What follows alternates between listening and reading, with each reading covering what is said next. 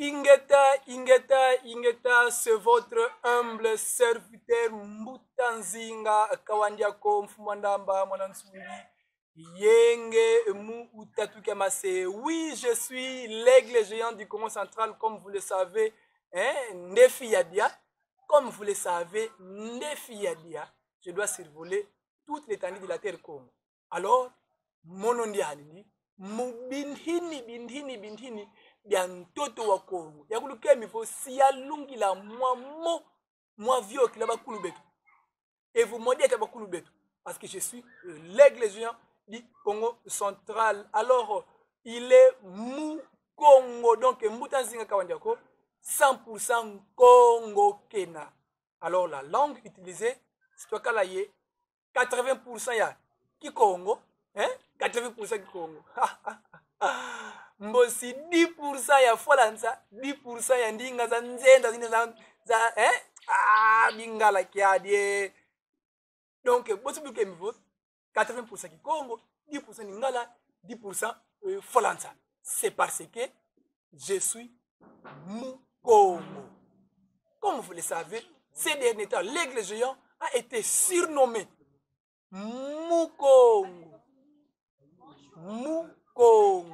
Je suis Mukongo, comme la colonne vertébrale. Comme vous le savez, l'homme sans la colonne vertébrale, il ne peut pas se mettre debout. Alors, Moka Oyo, Samukongo. Hein? Samukongo. Rappelez-vous que Beto Banete Toyala. C'est nous. Beto Banete Toyala Kunti Yai. Et quand où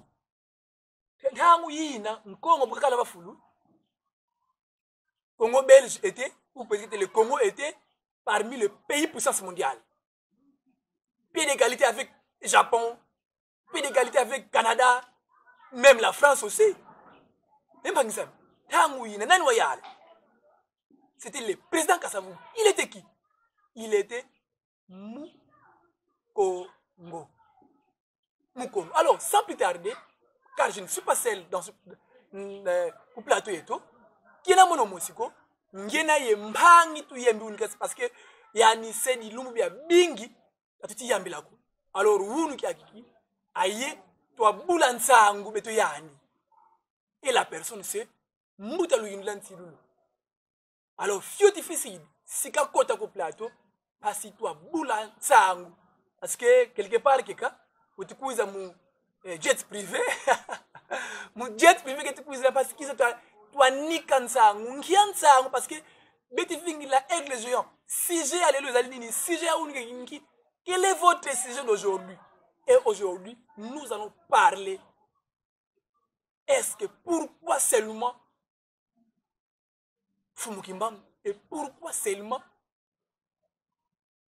pourquoi pas les autres aussi? Pourquoi Fumukimbam et pourquoi pas les autres? En tout cas, babingi betika ou la déjà mon avou mutanzinga quel sujet oyo susu ngia sujet ya mbila ya idi akaka. Ngia sujet ya mbila ya idi. Nani Mfumukimbam? Et pourquoi kaka yani? Et mbosi bankaka. C'est compliqué. Alors, mbuta lu yin lanti lu sikiza. Toi ça la développer sujet ya idi. Qui sont les ancêtres Benakongo? Et pourquoi les ancêtres Benakongo? Qui sont Fumukimbam? Qui aiment Fumukimbam parmi les ancêtres Benakongo? Et y a-t-il les autres comme Fumukimbam ou pas? Alors, vous Bena Banani, ceux qui bazali Banani, Moutantiulu, il va nous expliquer Nyoswana. Alors, si vous allez vraiment langage moko et caméraman yamono, quand tout zibula, parce que l'homme a invité parce que mon jet privé kakedi, Kulu Mukini, oui, il lui a coupé la tête, et il est kota, ou tu couses fait officier, c'est que l'on cavatona, ou c'est que l'on cavatona, tu le tournes comme Kaisa Bonso Yenge, donc on va na Yenge, c'est elle ce que tu veux te les Yenge, et que tu sais que faut me Yenge, parce que tu veux le sentir comme on vous fait Yenge, il n'y a pas bien amené comme la Yenge. Alors, c'est toi ça, tant si vous êtes Yenge, vous connaissez Yenge, et ce qui sont là, qui sont là, histoire qu'on va l'empova, ça l'a expliqué pourquoi seulement Fumukimbam, parce que tout le monde parle de Fumukimbam. Pourquoi seulement Fumukimbam? Matondo. Matondo, Mpangizame, vraiment, les savants, comme je vous ai toujours dit que il est les savants, il y a Congo dans le là, les savants du Congo central, les oiseaux rares, hein? Ah, les oiseaux rares, nanga bantu bayanga le bamundi, ah, mbuta, tukandama, bangabiti zone kazimiza, bangabiti bokla, même mbuta nzinga nkialu muna yamba daka mbuta luyundanzilu, et il est là en personne. Vraiment, boto, si j'ai une kubikidingi, parce que, tel qu'il est le savant, il est parmi les initiés, hein, il y a beaucoup de Congo, donc, il y a un sujet difficile, il va nous expliquer si j'ai tout. Alors, mbuta yenge yaku, yenge tamfumu en tout cas, ndonga tukutulanda, et présentez-vous pour qu'il puisse savoir qui est en face d'eux. Ngeta munu nkumba me mutalwindu la nsilu ngena mfumu nkanga mwana mbezi. Matondo, en tout cas, beto mulu sansu la Congo, tekle mwana Congo bagabuva, yani binde mene mukisunzu la. Et raison pour laquelle, veni identité yani, alors belu la kunzo, visi di lubaku divo nani wena en face nous. Donc, muta uyendula, nsilulu, mfumu nkanga, mwana mbenza. Donc, mfumu nkanga, talampangi eno, beno mfumu za benza, mwana eno. Donc, vraiment, tuna kintu adi mfumu tsilu. Tuna ye sije yimosi en tout cas, parce que, mvondi kunzo, en tant que l'église, j'ai beaucoup analysé mon sujet yoyo. Yobaki di mvutuko. Dina kamyo non, je dois trouver les savants, la Congo centrale, parce que tu as accompagné mon réflexion, il y a et analyse mon signe. Mubuko, en tant que l'initié aussi que je suis, toi baka vraiment, malongi ma mingi, et vous peut-être, toi baka, zindu mwaza zingi za vioka, tu kila kuntono ni ya Congo, tu kabita tu kakumbuti teka Congo, tu kulumuka ku Ethiopie, tu kita type de loi kwa Congo da kati, mutu mse ba nembu, bakala ba bantu ba muta wabikula ngizulu etu ndio waviwa kiyeko nembe mbazulu bakala banani imagine banembe mbazulu ndangu yina tokala yeba en tout cas ndumo za zingi banetu ya tia tu mazingi. Alors pourquoi seulement mfumu kimbangu? Parce que mumbu Congo ntiensi mfumu me en tout cas mbamage ikuvini passe mais ntiensi mumbu Congo betu kama vo nenzela mpandu imama kingulu fuma baba buta bana 10 nazo ole betu tatuka munalukengo mukuna wa nalukengo imuna moiza vaikila nekongo nimi wabuta bana batatu nsaka mpano nzi. Alors witanga ngumzile yonso baboto zintu mwaze na kalisalukia kala yao genza. Voilà, alors babu mudianki kaka mfumu kimbambu. Est-ce que nenda kala na explication claire ubambani ngeta jambu dio munu mpenze to madio tomawa bambuta babingi bamabundu mankaka bawo beno mubundi la Kongo kaluziti sanga mfumu kimbangu ko mujambu je mfumu kimbangu lokuntula ngafulu geniko meba kulu beto bawo samba nkulu wako kusambi nkulu nganiko kanda bantu yinto tumyani yendinga ndi bakulu banje lusantu lwani kisinsi kyani buna vuba kembi vukanda bantu yeba kulu bandi savoka kena nkulu mosiko obu beno bujira kon kaluziti sanga mfumu kimbangu parce que bankaka bawo na kombo ya tata kimbangu sambila munkumba mfumu kimbangu otekela mfumu kimbangu kiza munkumba nani basambili bakulu beto tekela mfumu kimbangu kabutuka mu 1889 bankaka vo 87 bankaka vo 88 munkumba nani basambili kadi samba nkulu wako kusambi nkulu nganako avant mfumu kimbangu munkumba nani basambili katulendi beto sala nkombo ya mini salaba ba chrétienko parce que bantu ba mini kota mu kinzambi kiti bokolo kinzambi ka Kongo la majorité bantu bokela ngayo église de Noir bantu ba mini muikuza kota beti banzi la vumpila mosi kwa ni ba Kristo kaba Kristo baba judaïque ko kanti ba Kristo ba Rome babaka mfumu Yesu ekunkaki kava fulukia yandi le prophète l'unique yandi nzambi alimetena baboba kotele munzi la Kongo ba umpe babaki di erreur yoyo mubanzi langa il faut que va fitika la ntumwa yimosi ifiti tulwa kuntwala ifiti kaku kwa bafuluki mosi mboki babo doivent disparaître kadi kimbangi kya kinzva yani kibeni mfumu Yesu buka tuka mamusa lugani buka mona bompasi ziseki barome bezi yambula kumvana kimpwanza musala mfumu Yesu bokele na kotanga mu bisambo sambi lomba me barome bezi tata manakala yengolo mfumu Yesu wayenda kungetsemani hakuna nikaenda mona matebo mole mamvaikira matebo voilà kadibu abu bonzo bavo vilavo tata nzambi kulumonzo ketibwe yandi ketikulubakala ketikulumonzo mbabu mfumu Yesu bukaenda sambi la kungetsemani wayena ta milongo kimyandi nikakamba kwa milongo kimyandi ketimikuwa balanda mbokibwa lo akafuluki mosi bavo beno lusala vava moluna muna kaluna vava kwa muntu ko bona bayende yani wayenda kuntwala ni bantu bole bavota mpembe bavayika kadi mpimpa nanga yakala bantu bobo bakala lezi mantemo boba mana yambila buka vutu kisaba yandivo bobo balumweni imonse ye Elia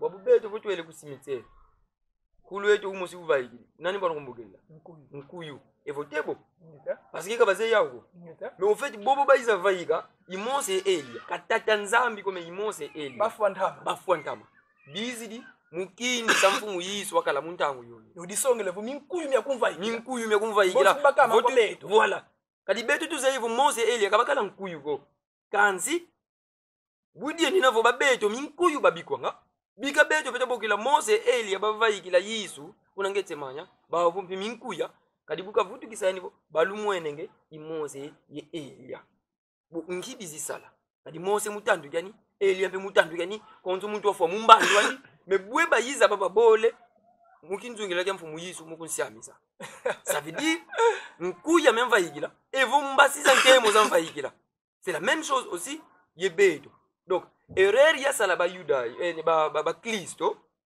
ni baka Yesu yekunkaki gavo c'est lui le prophète ali ba boba kotele munzila inzambi kya bakulu bawu kadika inzambi kya nzila Kongo ko inzambi kya bakulu bawu bizi bokulonga vo église des noirs bawu dia ka babeki vo non il faut te mfumu gimbangu kuntwala mais vous dites tout le mfumu est-ce que vous avez vraiment compris le message parce que bawu kinzambi kya Kongo mu mazulu il n'y a que bangudi zanganga des grands initiés des grands prêtres des maîtres des évolués il n'y a pas de prophètes muba mais maintenant beto kunseke mpanga munza kinsuni tubeki tulendi erreur ya sala ba chrétien mubokela vo Yesu imfumu Yesu yani mvuluziwa babo alebeto pour concurrencer Jésus les églises paraît-il de noirs ba mpe babeki mfumu imba kwe untola imvuluzia bandome mais qui vous a dit de faire cette erreur là qui vous a dit de faire c'est parce que bakulu beto bafo kanda de bantu yendinga ye bakulu bani ye kisinchiki yani ye ntoto myani ye lusansu lwandi parce que ntumwa yikwiza ngamukanda de bantu bukeji kwiza unakwiza longela mundinga yako kukizi mulusanzu la bantu bobo kizi bwana muntoto myamika na zieta bobo bantu kizi vuluza evo kizi nwanina mais maintenant bukeji baka mfumu yimba ngwe kunkaki kanga bafulukya mvuluzi abandombe ndenge babenga kaye mu bikisi abayindo qui vous a dit cela imomo beto kwa bundu la Kongo tubakulanga tuzei kali longe Kongo iboka tulongela vo nzila Kongo munza kimpeve il n'y a que des évolués spirituels il n'y a que bangudi zanganga il n'y a que des maîtres il n'y a pas de prophète comme un prophète aussi après tous les autres disparaissent c'est comme ça que umukimbangu utulwanga mu ligne prophétique ya zindu mwazafila tata nzambi ku Kongo kanzi kamaki kuanga ko bonzo mvuluzi wa bandombe babo kilivo babo basambilanga munkumba mfumukimbangu parce que avant yandi bandombe bateka kala mfumukimbangu zuzi kakele 1800 zuzi 1800 à peine quoi ni zuvutu kili 100 ans mboki 200 ans yunuti déjà ntangu ya butu comme mfumukimbangu or les noirs datent depuis quand wamanatela même archéologue gumputu bamindele betsalanga zi recherche bubavu vanga vo les noirs ont vécu 10 000 ans 10 000 ans seuls sur terre avant race zankakazavaika déjà les noirs ont vécu 10 000 ans eux-mêmes et seuls sur terre 10 000 ans qui signifie 10 siècles 10 siècles non pas 10 siècles 100 siècles si on peut dire parce que 10 siècles c'est à peine 1000 ans mais maintenant les noirs ont vécu déjà 100 siècles eux seuls avant toi c'est pourquoi vous bêtez qu'on a mon angabi visi na te ko Angleterre ou Irlande au nom des fossiles ya bantu bo bamini sala zi carbone 14 ici ADN ba mu niveau. Ces gens-ci c'était des noirs. Alors ils se demandent mais qui est le propriétaire de la civilisation? Qui était le premier sur terre? Ils ont compris que c'était des noirs. Bon, tous ces gens-là priaient au nom de qui? Pour moi, en plus, quand de bantu yendi ingali, yento temeni lu santono ba kulubani. Vous devez savoir que Afrique dit bien dia nini. Baga ko ndika Atlas et vos globes terrestres. Tala Afrique, bubu nene gwani, boki tala Europe, mubu nene gwani. Tala Asie mubu nene gwani. Vous allez voir que l'Afrique est très grande. Alors bubu nene bobo. Quand de bantu yendi ingali, yelu santono, yeba kulubani, yekisinsigani. Ngandinga imosi vanga ku Afrique. Katu. Ngalusanzu musule na yetu Ngatu. Ngantoto mi mosi na yetu bakuluwa mosi bena nzakuzi mosi na yetu Ngatu. Principes mosi na yetu kali wana kuenda kugoma Voilà. Fulubenga kazi bakuzaisa wo luka wa longo wena bakulu bakanda ya kingandi basala sisa fwa yakanda kwa kanda jawu bantu bobo bene mansuki bakuza salanga ngombe za moyo zivaika ngamo. Est-ce que beto kwa ku growth zina yetu kumbanza ngombe zivaika ngamo. Kanda la bantu bakulu bandi yekisinsikani luya lwani lusansu lwani. Donc à Goma déjà on parle pas du Congo. Le fait qu'on parle pas du Congo là-bas, lusansu le soit ça na. Oui, effectivement. C'est la même chose babu yayi RDC kwandi conformément à la colonisation. Bobo tu ele ku Benin, ku Ghana, ku Sénégal, ku Botswana, ku Mozambique. Ba udia kampumu kimbangwe. Ah, en tout cas, vraiment si j'ai ya yilo melenge kakavo église ya afetiti lumuka. Mpangi zami Bam TV bekom bundu akom Afelika emkom mazayu. Donc quoi kukubundu dia Afelika mumazayu mumabeto mazayu kaka tuvananga. Et tilumuki ningi en tant que eugle kuza kulutombila lu plus souvent concentré mbata lunese dimba réflexion ya mundu uketi kuenda nze hivyo beno ndinu kutiaka mais faire nkuwa kaimbila musicien petit initié musimi faire gola wadleki na musinisation ya nevo yala sima zonga moto mbeto beti yindu letiko lukota film eti nsamu mbila yayi makiti vuva c'est vraiment étonnant. C'est vraiment nous tout vous disons mettre bien histoire fille ça en tout cas alors moi bouquet bifo on ne peut pas monopoliser une femme qui mbango oui mais pour tout le monde kaka soit avo keti Bouddha wele kwanga kavo Krishna wele kuna ba misli ba bokila nani Muhammad kitinani ya munda udina alors ba uda kankombo bavanga ifo bonsobule vo wele kwa Arabu unawa vo munkumbu wa tata Muhammad tulombele vo kiti bweba buvula wamana kuenda kwa Buddhist unawa vo beti sambi la munkumbu wa tata Buddha vo wele kwa Rama Krishna unawa vo munkumbu wa Krishna beti sambi la me bilanki bantu ba paraît-il église de noir ba vangana munkumbu wa tata kimbangu tulombele bo mayangi ingeta. Pourquoi mettre le nom de tata kimbangu munkundu suka lu sambu.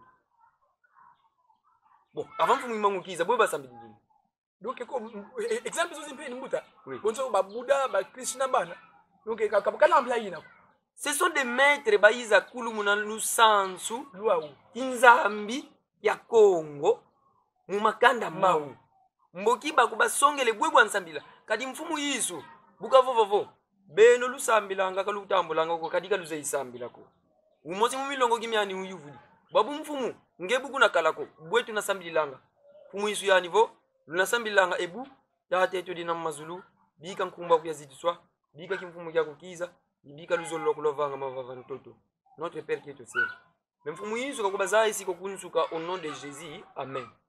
Il nous a pas dit ça tate to dina mazulu bika nkumba ku yazidiswa bika kimfumu kya kukiza eluzolo kulovanga mavava ntoto na te kunsuka kuna sala wa nkumbu ya Yesu ko yani kibeni maître qui dit priez le Père au nom du Père qui est au ciel.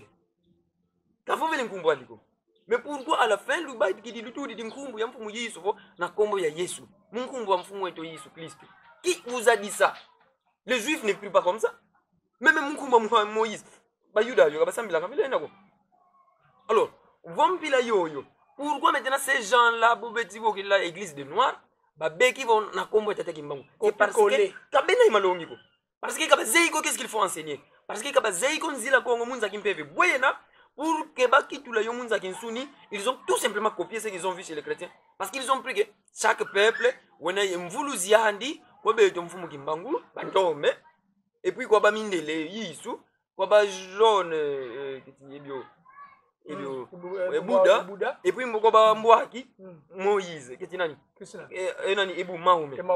Ils oublient que munzila kongo yanza kimpeve tous sont des initiés, tous sont des maîtres envoyés kwa umo sikaka parce que yani kibeni mfumu yisu tumwa katumwa nani wantuma bukakele sambilanga il prie au nom de qui? Alors Mose tumwa katumwa ndondo wantuma yo Mose wayivula babuvo bangivuli ngeye inani nyina vuba Mose yani vo ndinga yo akala vanga Mose yani vo mono iyave nzambi yako mono iyave nzambi yako buna bana bayiseli bakota mumbasi nzambi yo yandivo mono iyave nzambi yaku yakuvaikisi munsi yangipiti iyaku munzo ya kinanga.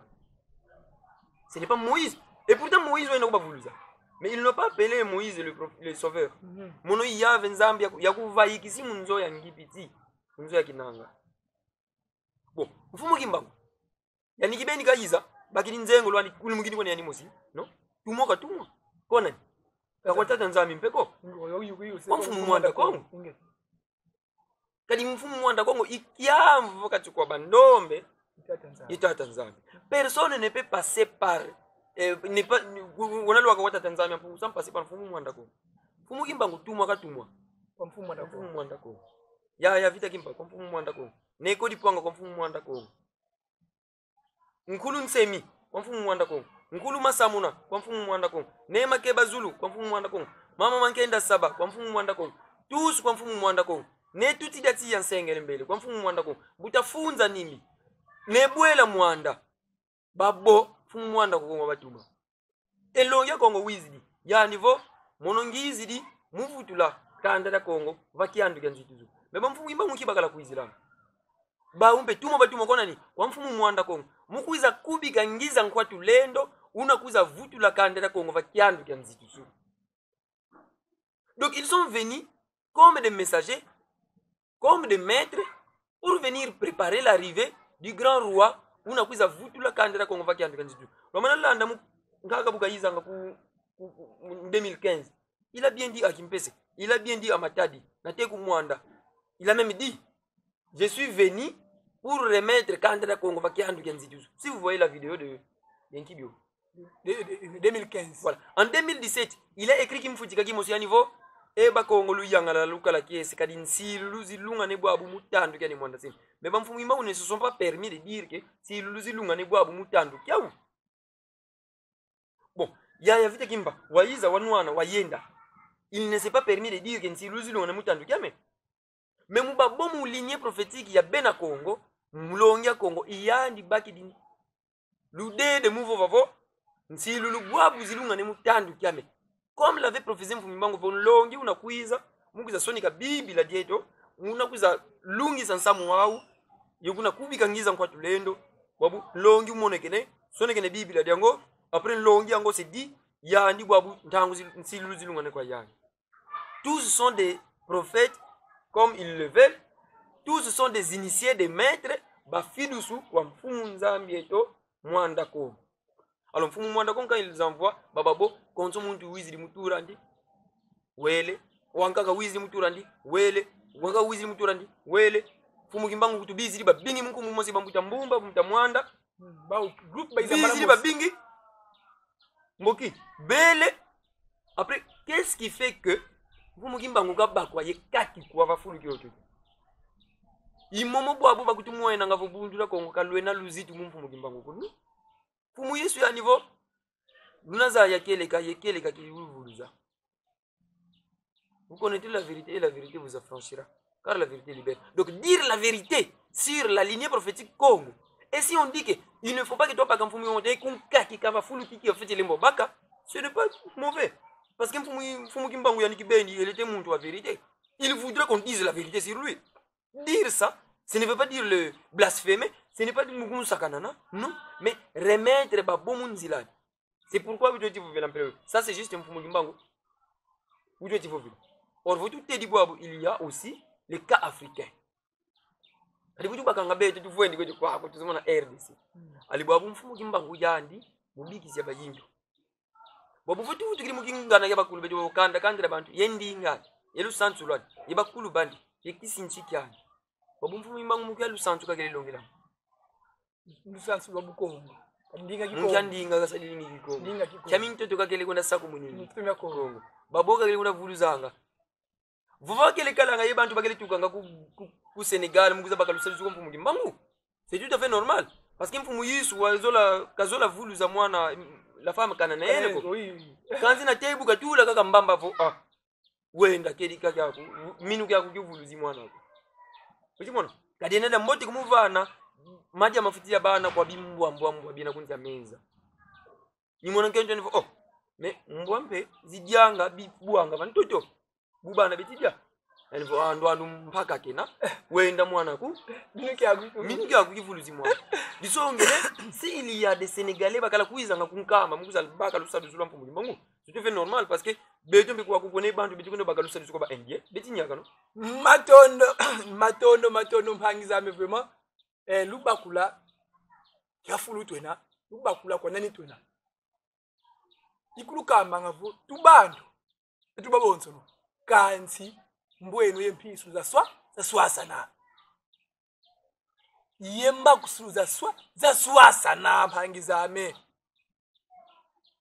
kedika nzingu kedika mbasi ketukuluvanga ngiti boza yabo kedika kati ketukuluzuka zinthumbu muntima askelo tina deja vo mwemo navu mutanzilu ngilo tivova mutanzinga ngida kabyo mbekedika ikedika mfumu vonto menelanda kiziko nanga vo nanga mutanzinga dia ka compensation mbasi mais vonto menelanda bimoko beto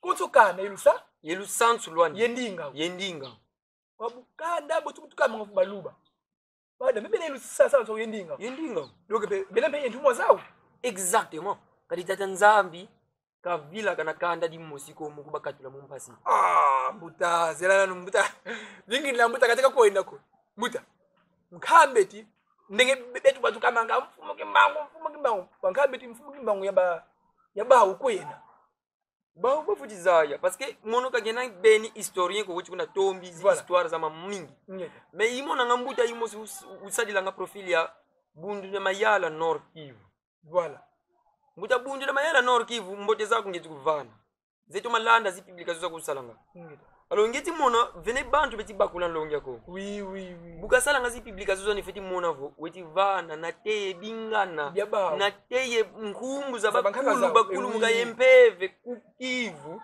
bakala salanga kisalukia nzambi na tezi principes za kakao miongo kingandi ebu simbi kingandi le genitel boye nkumbu za wandingao alors mbuta yoyo quand il fait cela parce qu'il a suivi longia Congo ya niveau samba nkulwaku kusambi nkulungana ko il a suivi les guides kadi beto ibeto twa viwa mbebe mukuza twadi sa mpangize to mu Afrika da kati munti manti. Alors maintenant lui en tant que muntu en Nord Kivu il a compris que oui il faut revenir à nos sources. C'est pourquoi quand il dit non les conflits du Nord Kivu quand on parle de Kingandi les bagebu ebu quand il cite cela vous sentez que muntu no zeima makulu donc mbuta yoyo wa vyokyo evo wena wa izabaka malongi université ya bundi ya Congo ye kwenda sadi la malongi momo oui mulusantu lwa voilà et pourtant samumi ya Congo bumetibwa bumeti sasa attaquer nkaka vous voyez il publie encore voilà. Pour s'attaquer à ces gens-là qui s'attaquent à longi ya Congo voilà. Il est de nôtre mais il parle du bundu de mayala Nord Kivu voilà. Alors quand il parle de bundu de mayala c'est comme si malongi mabundu de mayala mabundu de Congo mais il parle en swahili voilà. Et puis quand il demande au bisi Nord Kivu muvutu kisamu ebu kaditala nkulu kingandi muene kingandi tangu azalake tibwe ibune unabuka soni kanga muvusante ke muntu ndo anuno il connaît la lignée prophétique du Nord Kivu est-ce que mfumu alors ça c'est pas kaina ya mafioti quoi c'est vraiment des diamants de nendine mais alors mutayina est-ce qu'il est teinté de spiritualité comme les maîtres bankaka butuma makana mabetu kwa butuma mkaka umwana zai butuma ne Philippe Mumba butu ba temata imwana est-ce que mbuta yina kina tente ko butu ba parce que woni mutima lusanzu parce que tout n'est pas yaba bingi ba konlo ba Congo mukata bamunya Congo par exemple mbuta nani kulutu basombo mbuta bopele bobala c'est bena ba élève ba bundia Congo mu université ya bu Congo mais quand même kabado ki mu niveau mutima même la yina mais les messieurs là déjà parce que bouquin blaina ikumulanda itanga makasonika alors granera misabe mikasonika même moi-même il est qui cet homme là voilà le problème est où butu na bisinsi etu par exemple moi unge na muluba menze imambu mu magala sadilanga bankaka bubakele butu akele kwenda ngakuvata makiluba par exemple betu mubundira kongo twena ye mbila imosi tutambika ngavu mwini teka bana bayaya ngonda sibafwa mutyozi etete malembe et pourtant mbuta bukaenda kuvata bantu bobo kaenda bwana kuvata jetu kabena ba makesa mabundira kongo e bana ba fioti beti imbila nkunga wo mwini teka bana bayaya ngonda sibafwa mutyozi etete malembe yokyo ilusantu leto ikisinziki etu. Mais ces gens-là, bana bobo ba Congo bena, ils ne sont pas des Burkina Congo, mais ils savent déjà que ba kaka zao kunga meme ba yimbidi. Alors, bana bobo bana kuiza mubundira Congo bena kuza mona oh, kunga utu yimbila ngakinga mbila yena lusambu lwena. C'est comme ça aussi que wamana kwenda ko bangwandi, venez qui sinsiki mosiena parce que nous sommes devenus des chrétiens, que nous avons tout négligé ka tukipanga mojaka ko.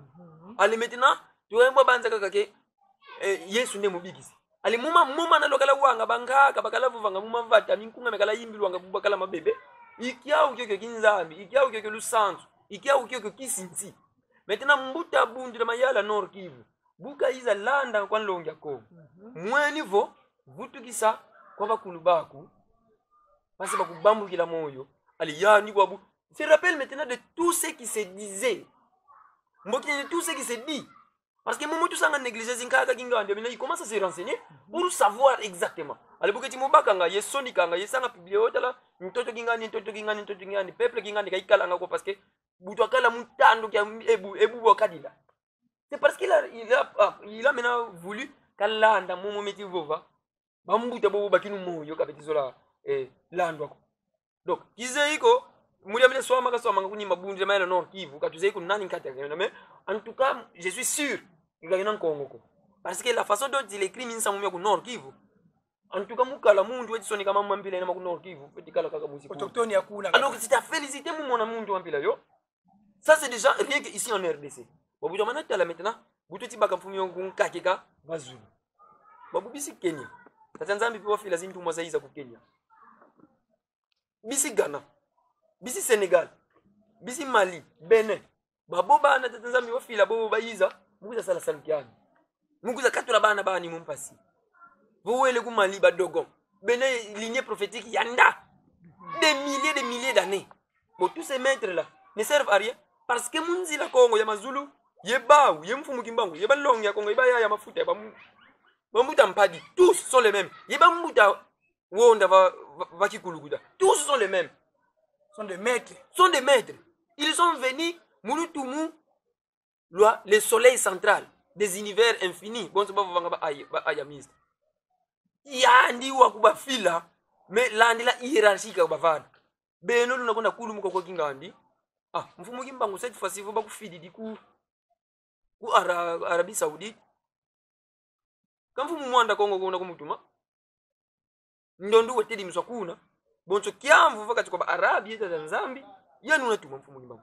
Donc quand mfumu kimbangu a été envoyé par mfumu mwanda Kongo ya everything par mfumu mwanda Kongo et ba bonso pas par mfumu mwanda Kongo, qu'est-ce qui doit nous faire mettre mfumu kimbangu va fulu kyokyo kyao mobikisi ya bayini les sauveurs comme l'ont fait les chrétiens parce que vous t'a dit ba yuda yo c'est en Israël non les juifs mais pourquoi ils sont divisés avec les chrétiens parce que baou kabuna ko balongela kwa Mose munkanda neni mimatekila. C'est pourquoi vous voyez que pour Jérusalem pour synagogue mboki zi temple mboki zi mosquée parce que baou kabuna ko babasisi enseignement kwa Mose. Et c'est comme ça que maintenant déjà ba Romain iba ba kwa misa mfumu Yesu iba ba vonda mfumu Yesu buka foi ba mweni fon samua una kitu ka rentable mbotota kitula wonsamu musi wa kinzambi pour que toi leki sabantu tulu ali ba si façonner minsangu miaou de leur façon en dehors de la volonté du Christ, en dehors de la volonté de Tata Nzambe Mpungu, en dehors de la volonté de Yanikibeni Mose mboki bavangi di Kristo ba mwangi si mumpelo wele sebuzuka ba protestant ba sebu protestant ba vaiki si église de réveil mboki ba boba mniekene ali maintenant mpangize to bandombe bo bale molo zaya bwabo maintenant c'est la spiritualité c'est que c'est kuswa ke Tata Nzambi ba beki bwabo exemple ya ba Kristo bo Yesu nde mobikisi abe tombe mfumu kimangu nde mobikisi mais non kadi vuluzi ikatula mumpasi vuluza vient du verbe vuluza vuluzi vient du verbe vuluza vuluza dit songere katula mumpasi bon votre tadidi en réalité vuluzi indondo ukatulanga bantu mumpasi bon exemple bon vuluzi wizidi sisi di bantu bakizi katula mumpasi batata mane mumpasi muntu ndo vuluza kaba vuluzi veka vuluzi ko ve disongele votre tedi voilà mujambu ja kimpwanza kya luyalu kyokyo kya yiza lomba zintumwa zetu zazama na tekila kadi ya yafiki mpabuka kala zola yadi sadi ntinu kumbanza kongo kimpwanza kya luyalu kakala sila fumu kimbangu buka fofo kimpwanza tuna baka kimpwanza kya luyalu kabuvi mais maintenant fumu kimbangu zi fomu 51 et c'est après qu'il dit saluke tu katu meni mana sala bwabubika ntemo wa mazulu wakulu muko kwa baki solwa kidi vo banwa na mubaka kimpwanza kya ntete baki solwa donc il savait que même si pas lui les autres viendront le faire.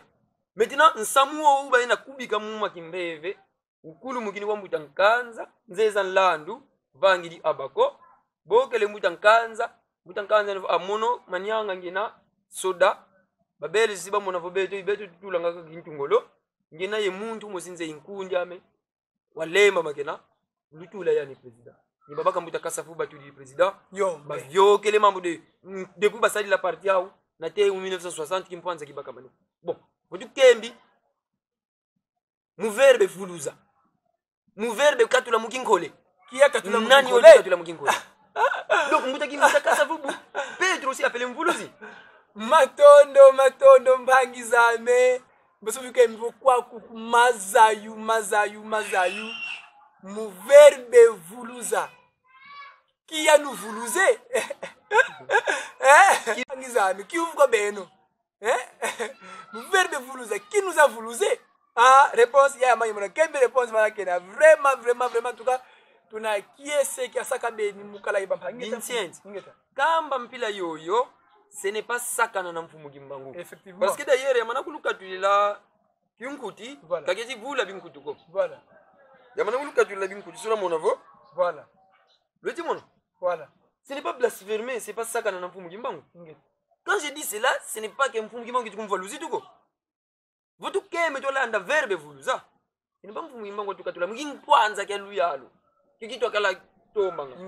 Donc faire de Mfumugimbangu que mbisa mbieto na kombo ya Mfumugimbangu. Eza kuzanga kuyeba banka utubebeka na komba tatamo kini mfumugimbangu banka ibuna eza kuzanga kuyeba c'est de la foutaise parce que dernièrement tutulendi ku muta edingwe oui unkama ya mulendi mono ni ba lendi oui muta edingwe ya nevo nzambe na yepa na ndoki nani kiangani ndio na kunkama muta kiangani kuba kuba niyo muta kiangani muta kiangani ukoko ntata nzambe mweni babu mambu kama sobila.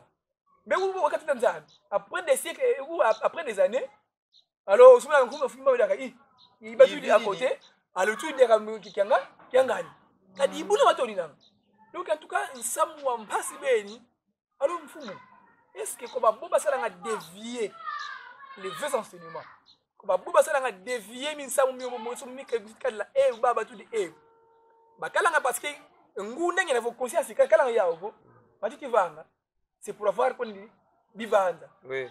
Est-ce que ntsembolo zinakala kwa batata vumo nsobo?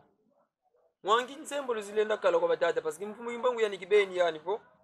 Babingi banasela nkumbu amemuke dika imulu vunu Yesu lo bazaya mwavanga mawo. Mfumu imbangu wabikula ngiza nkwatu lena.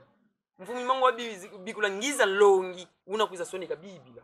Una longi wo iyandi unakuza sonika Biblia dina longu luanga. Maintenant ces gens-là, est-ce qu'ils reconnaissent un longi? Bon, si reconnaît ce longi, est-ce que petit ça dit la malongi, mon malongi, ou abikulwa, ou petit ça reconnaître? Bisongele bubana zaya, buena zaya kana mavanga mau. Donc ils savent qu'ils seront punis. Parce que babingi bana kundanda. Ils seront punis.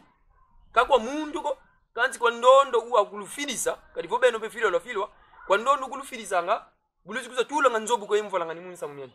Babingi babanza nga po, oh no, mfumi mangu mututua zolo bele na marke na ye, mututua na kwena ye.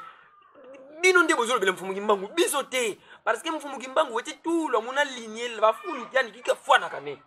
C'est comme ça que ça y est. Mounza Kimpe dans la spiritualité, il y a des maîtres, il n'y a pas de prophète comme on le fait chez les chrétiens. Que yi sunde mobiki ici. Non. Weti mona. Parce que avant mfumu kimbangu bando, mais mungu nani basambidi. Bon, wenda même ku Kenya. Kama sambila mfumu kimbangu. Base inkumu za bakulu bo bafilu wazintu mwaziza filo kwa ba ba mete bo bafilu. Allez, ku Kenya diaka, il faut pas que nous convaincre. Déjà quoi ku beno ku RDC luvo vanga kamba ndinga ziyakaka. Pele koza zimizana. Kalueti wiza na komunja mulyansamu wa mfumu kimbangu. Betu kwa kutuko vangeki Kongo. Ono ebetu ba Kongo, ebana lewa ba Kongo, DKB, ASEKA, vuvamu, BDK, kimbanguiste, betu. Kalueti wiza na ko muvo village jambu dimos. Bankaka ya evite kipa mwana kunima, bankaka ka mwana kukunima. Bankaka mfumu kimbangu ndemo bigisi, bankaka ba mfumu kimbangu 7 metre. Bankaka bo kabutu wako. Luenda bwabu lwatela wa ubantu bankaka ku Kenya, mfumu kimbangu ndemo bigisi. Mezoma bana kuluzoma. Parce que bah on peut bien lignée prophétique il y a plus de 1000 ans. Oui, il faut pas kulu baba ou bayiza et ba nata na tekuna. Ba longi la ba vovi la zinsi kudu zimbi kudu za makanda mau za mavata mau. Ye bonto bona kuila bimbu anza biao. Et salut kyo ya ba walesa, ya ba nabi Kongo, ya ba grand initié, muza ya sanake oh. Sumanguru kante. Sundia ta keita. Yembuta kimbangu, kimbangu mbuta kwaki. Mais ce n'est pas à nous de donner maintenant quelqu'un qui salue pour commencer à faire ceci. Parce que cela, tout le monde a dit qu'il y a ici Kenya, il y a ici Sénégal, il y a ici Mali. Parce que ben le gouba ça imposer mfumu kimbangu, ba ubizi kulusa imposer baba ou, ali kaluna wiza nangako, allez, oh mobiki sango akozala nani? Nani ngo kozala mobiki? Parce que l'Afrique est tellement grand que et kozala possibilité bolo baga awa parce que bozona bino awa. Luenda ku Soudan. Luenda batela ke mobiki ya Afrique mobimba, mfumu kimbangu. Ils vont parce qu'ils ne savent même pas ce que vous dites. Ndinga ba vanga yankaka. Bon, fumugimbango bilanki kalemba vo vilan samu nyaku Sudan. Tanzania wa vila na bisi Sudan pour que mamoka kakeka comme fumugimbango pour que yani katela et makum Madagascar. C'est ce que vous pensez. Donc arrêtons de faire cette erreur là, de prendre dire cela, c'est dire la vérité. Bon so bonina tous les évolués spirituels, ils veulent que Kedika Kianunga Munza. Ce n'est pas ça qu'on a fumugimbango, ce n'est pas blasphémer contre lui, mais Kedika qui vous luzanga, c'est ce que nous sommes en train de dire.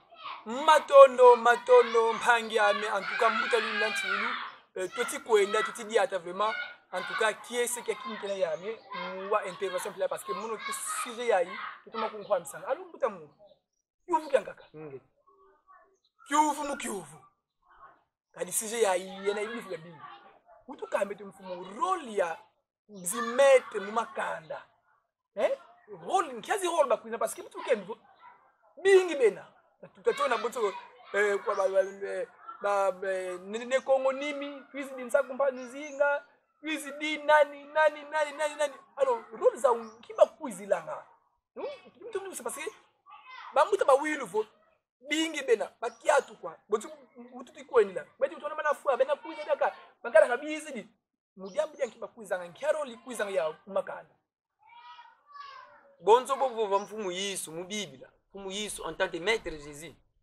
Parce que ba bingi ba vanga vo beno bede kabuza na bino ba chrétien parce que vo linga mingi ko exemple comme Yesu. Non. Dans la spiritualité, ils sont tous les mêmes. Bon so bo mfumu Yesu mu Biblia ya niveau. La nature ne vous enseigne-t-elle pas? Imukutu natina ntemo. Le soleil a beaucoup de planètes autour de lui. Et toutes ces planètes ont besoin de la lumière du soleil. Buna ba metre bobo bakwizanga mu mbandu kambandu mu makanda yezi ndinga bakwizanga mutu vana ntemwawu parce que voka vena dia ka ufe tikuluna ta mutu mtandu ekina na temu tandu ekina ko bandu sibantsika vila kana bobu dia buzolele luzolo lwa mfumu alors mfumu nzambi etoka fiti filanga umo se fiti kuzakalanga yeno mu mtandu kingani na temu tandu kingani kidivo lwana ta muningu wowo una kuludiati sa mumbandu yo yilwena yimukulu nati na ntemwa c'est tout simplement ça. Donc un bon maître quand il vient kakwina kuiza kulu soba mbila yansadi la minsa muko. Un bon maître quand il vient il ne viendra pas critiquer mfumu yisu buta kimbangu ya fitekimpa nebwela mwanda buta funza. Il ne viendra pas les critiquer. Il viendra tout simplement mukuiza tata manakulu siamisa nsamu. Par exemple moi aussi à niveau ici comme wadi sumudi sudini mudinu kasala bugila ngeta muntu buka vengi nkombo lumbe eno yane babanga kafo kumu yisu wizi dia niveau lemvukila kanzi yani kibeni kwanja kamfumu yisu yani vo bikuna nga muntu byoka. Les gens ont cru que mfumu yisu a dit le pardon lemvukila eno. Ça donne maintenant le courage kwa bami ninkola mi bantu bantungolo muvanga nga mambi parce que bakulimbi sabiso. Mais alobi biobi yonzi bikuna nga muntu biobi kana yonzi ka disongele kizi dikukatula mazala kusisi la mose ko kanzi ngizi limusiamisa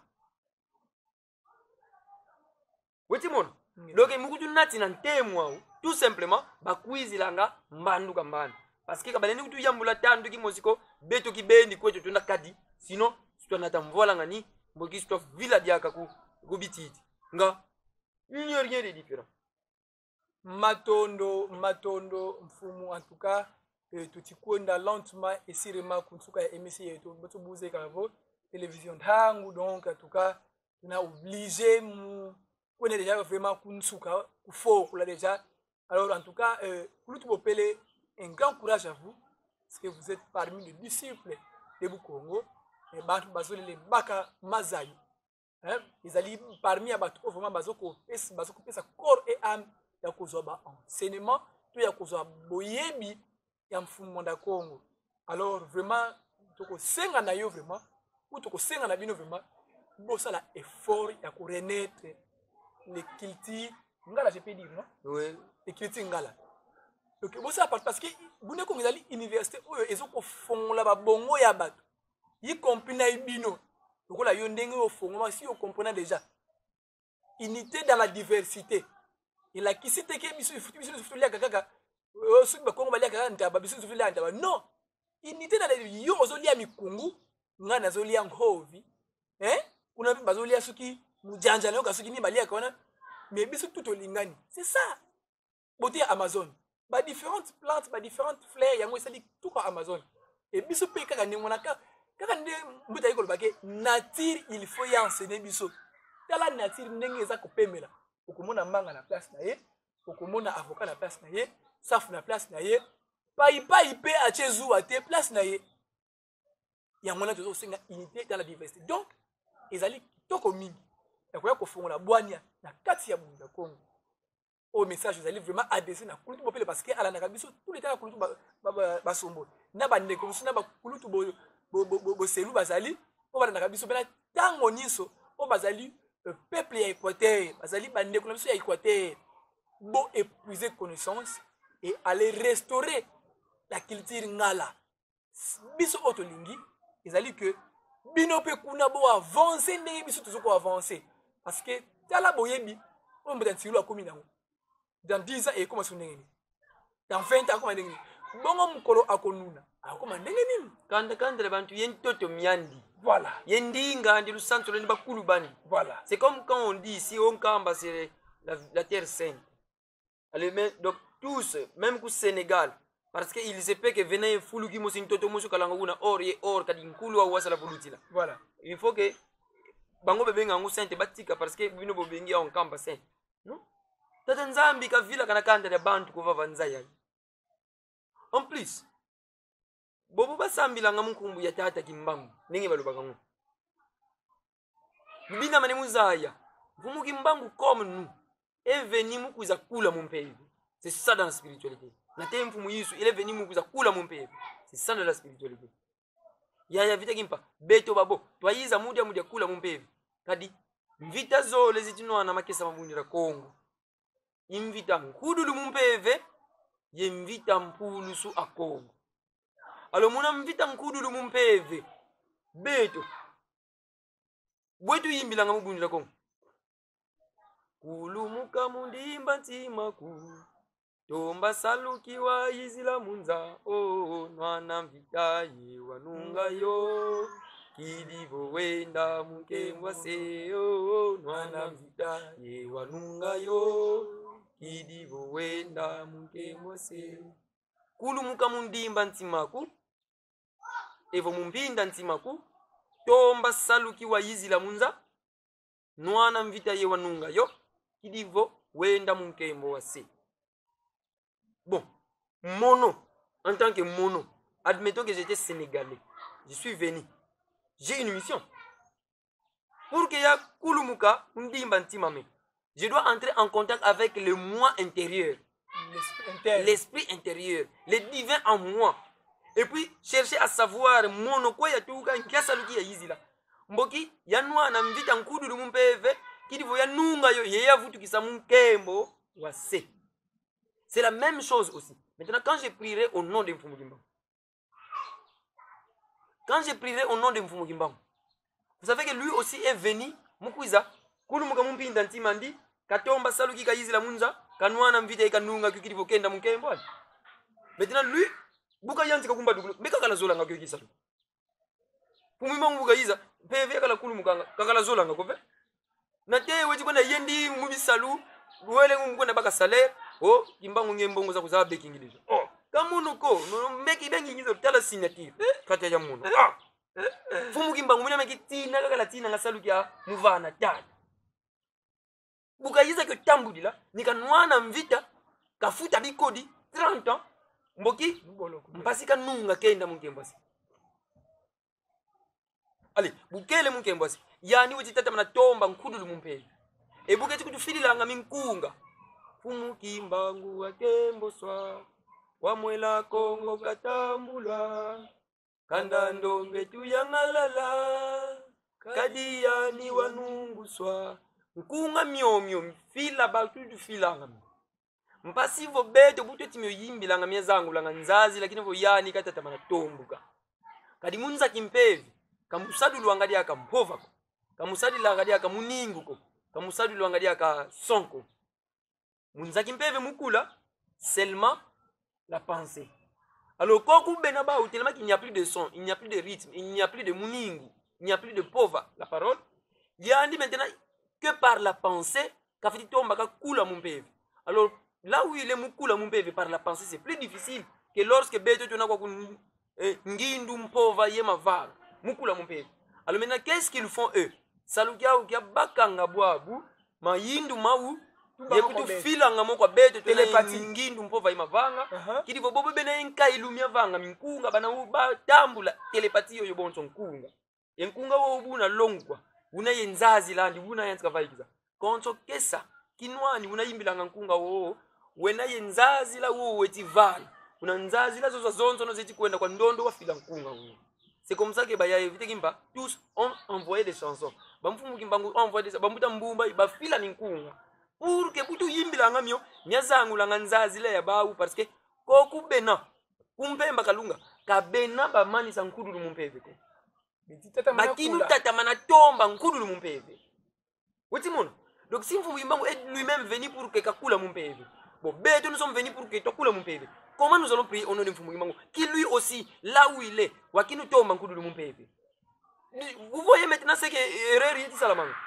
C'est pourquoi beto kunsuka kumbanza ko nenkembo moneswa na kulu ntsibu batombo kavana mbata mongo walongo mulan 690 muntangu yo ya lemba ye makabumani mabana pampeve beti yimbila nga minkunga kubanda mongo il chantait bobu ba ukuvana mbata mongo il y avait mfumu mwanda Kongo, c'était le mercredi mfumu mwanda Kongo kulu mukini mukubava na nkodi ya moyo enkodi ya moyo bukakala yosanga dicté ko banguri zanganga kumbanza Kongo.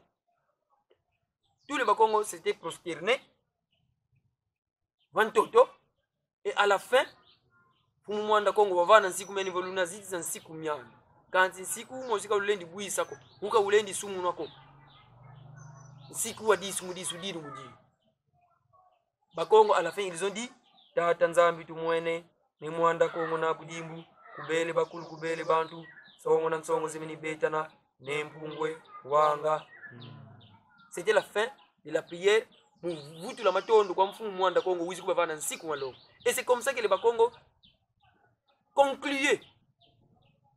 Le sambo de loi umu da Tanzanie tu mwene ni mwanda Congo na budi mukubele bakulu kubele bantu. Ça veut dire c'est la fin de la prière. Ce n'est pas au nom de mfumu mango parce que déjà c'était en mfumu mango kala. Donc il savait comment prier. Ce n'est pas à la fin na kombo tetakimbangu, c'est une aberration. Bon c'est juste pour que loi songanga ke kalwena kuna malongi ko. Alubaki mfumu mangu tudi lo mukumba mfumu kimbangu tulo mbeleko ingeta. Non, c'est une erreur. Matondo vraiment bokeseni ya maina mafuta.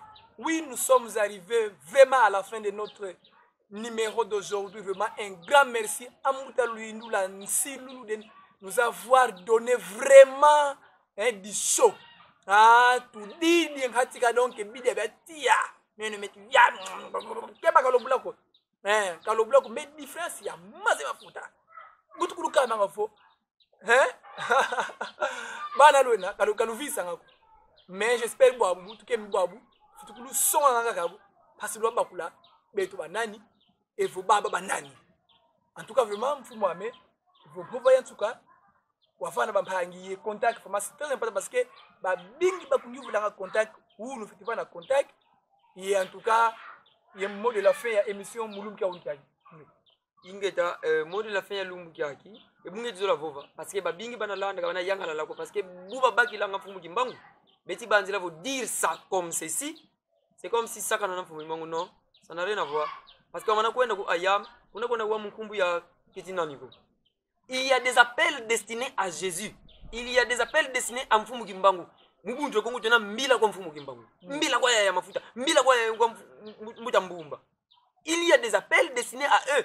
Nzole levo ya kota mumba siza samwa mfumu kimbangu bansongele feti romanisa mbila kwa mfumu kimbangu. Même comme mfumu isimbe yikala. Il y a des prières mbunjo kongo oui. Mon j'ai déjà toi yambila déjà yembuta imozi wa usambilanga ku ayam. Il y a des appels de mfumu kimbangu ku ayam.